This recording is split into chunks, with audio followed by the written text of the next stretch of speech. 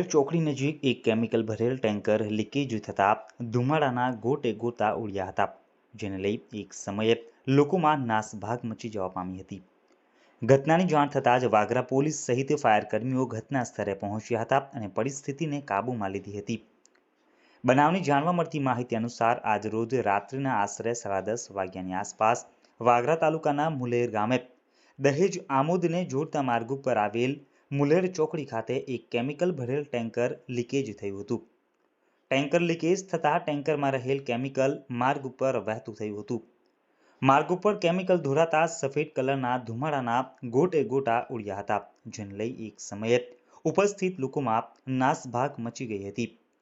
Fire વિભાગને call મળતા જ ફાયર ફાઇટરો બનાવવાળી જગ્યાએ આવી પહોંચી પાણીનો મારો ચલાવ્યો હતો અને સ્થિતિને કાબૂમાં લીધી હતી.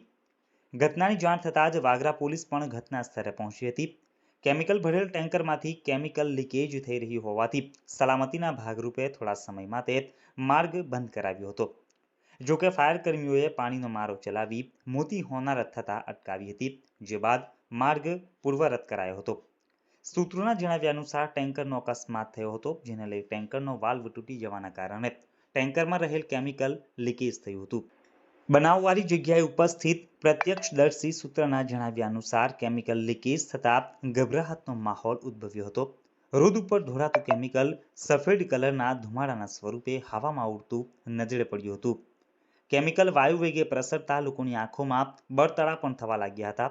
જોકે મોટી હોનારત ટળી જતા અંતે સૌ કોઈએ राहत नो स्वागत। इस वीडियो को लाइक करें, हमारे चैनल को सब्सक्राइब कर बेल आइकन जरूर प्रेस करें हमारी न्यू वीडियो सबसे पहले देखने के लिए।